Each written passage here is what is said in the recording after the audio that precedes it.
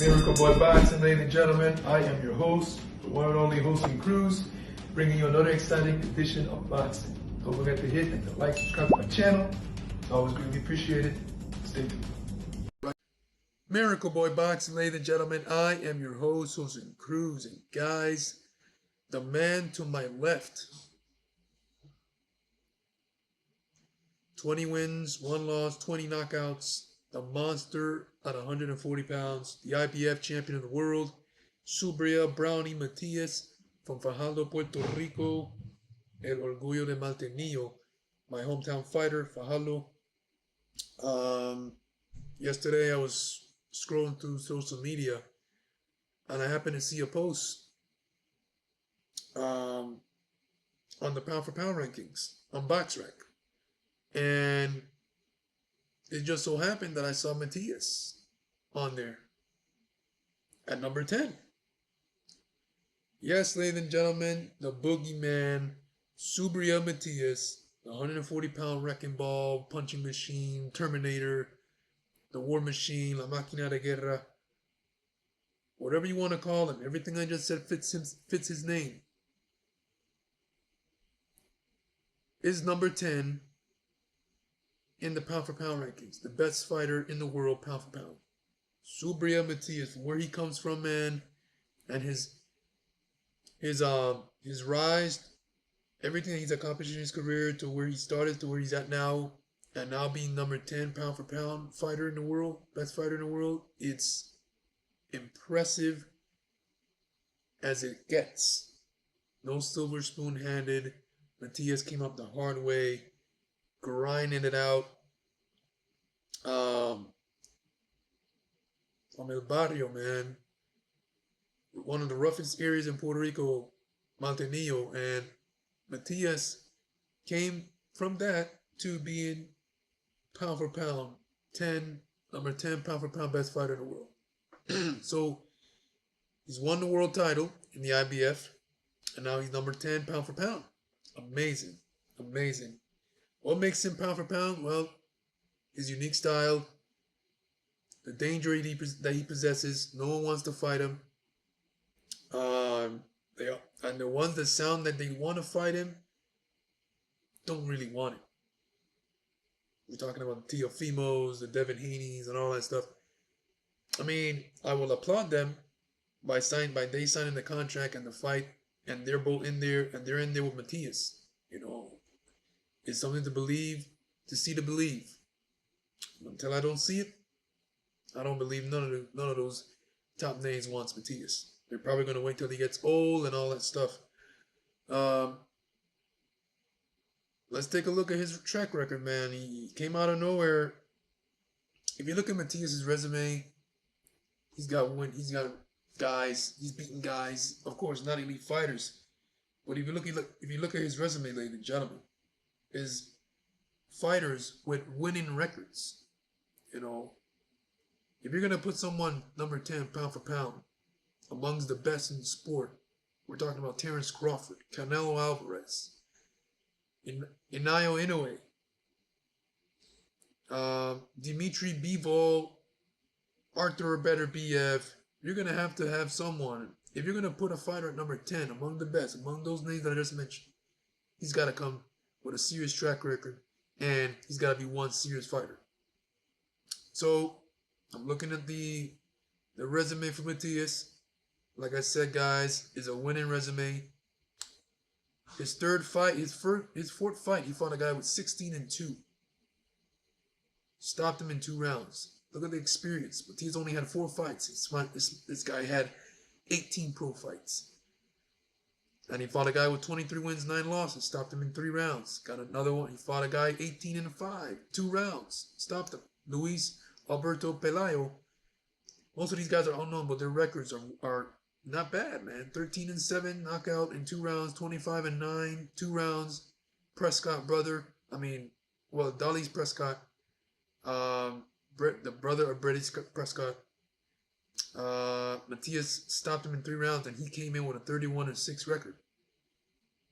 Adrian Estrella, which Matias calls the first no mas fight, where Matias was getting warmed up and they were coming into the 4th round, And he got up, went to Matias's corner. Matias was still sitting down. And he told Matias, I'm done for the night, man. Take care. So he came in with a 28-1 record, 24 knockouts. And Matias made him quit on the stool coming into the fourth round. Brenes Prescott, we all know him, veteran of the sport.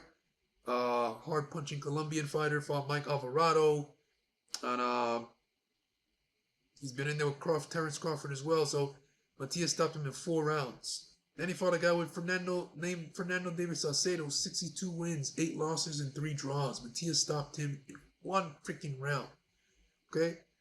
Then he came out of nowhere and ESPN made his debut and he fought Maxim Dadashev. Of course, we all know what happened. Rest in peace. God rest his soul. He was one tremendous fighter, highly touted prospect, 13-0 coming in, and Matias stopped him in 11 rounds. The first and only fighter to take Matias 11 rounds in a fight.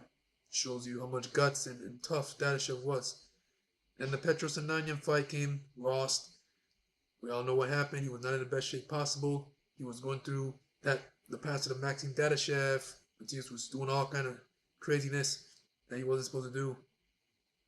You know, smoking weed and all that stuff. So he got past that. He jumped in there with Malik Hawkins, Mayweather Promotions, 18-0, 12 KOs, sparred with Gervonta Tank Davis and all that stuff. Matias ran him over, busted him up, and stopped him in 6 rounds. And he fought Jukimbayev. They were labeling him as the next Triple G, hard-punching southpaw from Kazakhstan, 18-0, 15 KOs. One of Matias' toughest fights. Matias stopped him in 8 rounds. Then the Petros Ananyan rematch came. Matias got his revenge. I always say that the best win of any boxer's career is avenging their loss. And Matias did it. Ponce,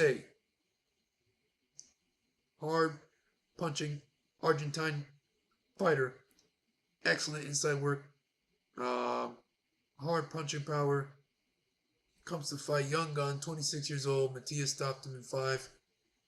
Then he fought Shogasher Ergashev. You know, Ponce was 30-0.